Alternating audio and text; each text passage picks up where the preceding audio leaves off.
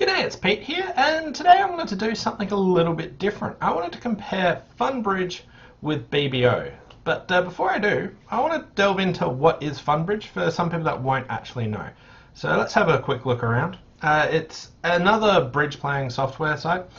You can find it by typing in FunBridge in Google, and it's the top one. I also tried typing "is bridge fun" and it made that list as well.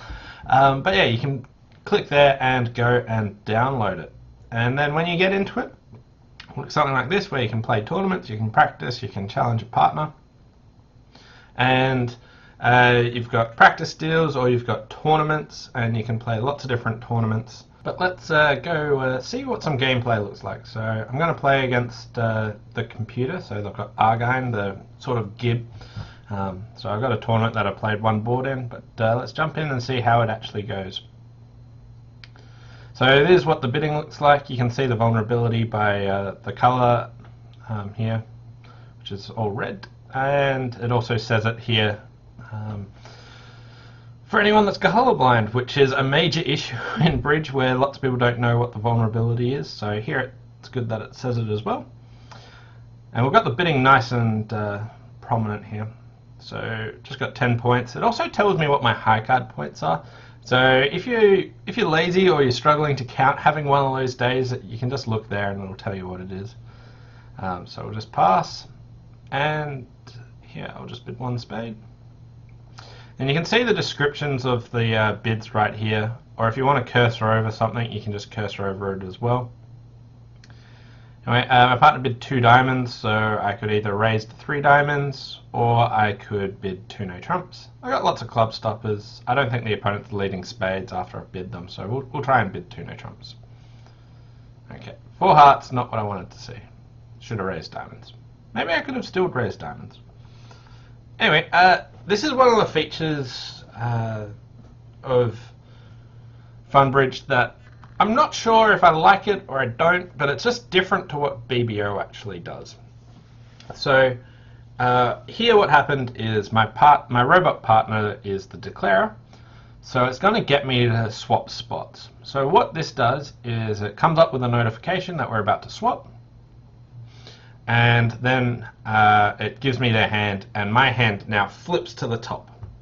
Whereas what happens in BBO is you keep your hand, so that top hand would still just be down the bottom, and you'd get the lead coming from the right, and you would just see your partner's hand.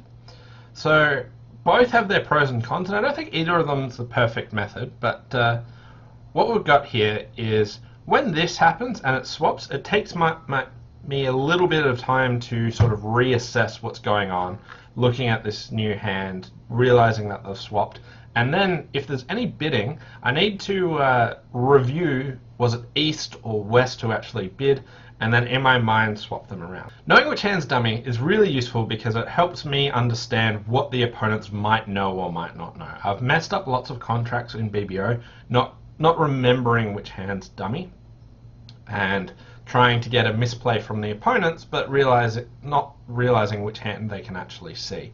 So I really like utilizing the information of what hand is dummy and what the opponents can see. And I think this does a really good job of helping me understand which hand's the dummy, because it's always the one at the top.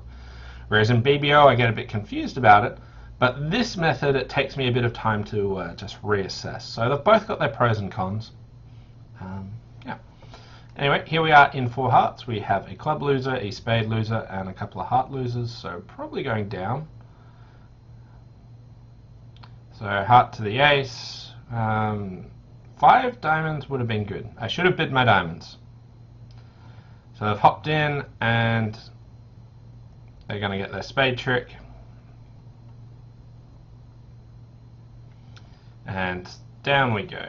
So let's just try and minimize our losses. I'll just trump. And we've got 2 more heart losers, but let's see if we're going down a lot.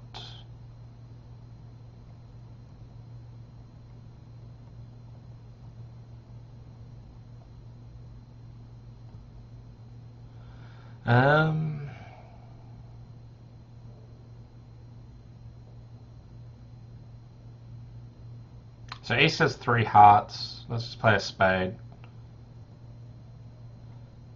So we can now just play diamond, they follow to that one, and they get to ruff this one and give me the last trick. So I'll lose some imps here.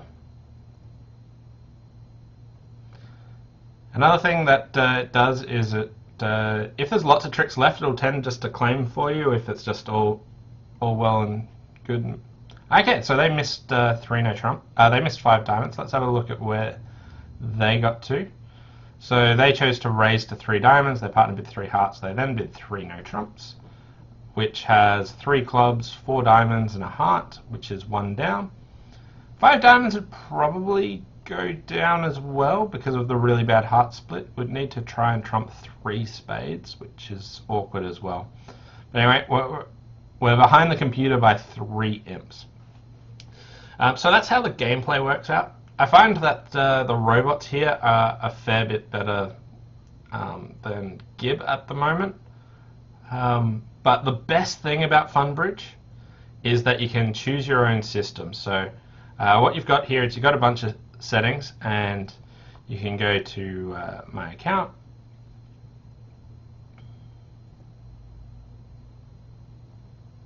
So you can choose your own system. You can go to, you open the settings up here and you go settings, and what you have is bidding conventions, card play conventions, and you can also change some of the display things. So you can click edit my system, which is what you play with the robots. So there's heaps of different systems you can play, and you can say I want to play standard American, and I want to be beginner, intermediate, or competitive, which means like what sort of level of conventions do you want to play. You got 5 card majors, you got ACO, Polish club, so heaps of choices, 2 over 1. But what I really like is free profile. You can choose it, you can go in, you can pick your own conventions about what you actually want to play, which I think is a fantastic resource and really like that. And then you can also do the same for card play. You can talk about it. Do you want the robot to ignore signals? Are you not good at signaling? It can ignore any card play signal you've got. Or it can play normal signals, which is 4th best, high in courage, and they play 3rds and 5ths in the suit. Or you can switch it up and play something else. So that's what I think is the best feature about FunBridge, and I really like that you can do that. Then also you can change sort of the gameplay of it.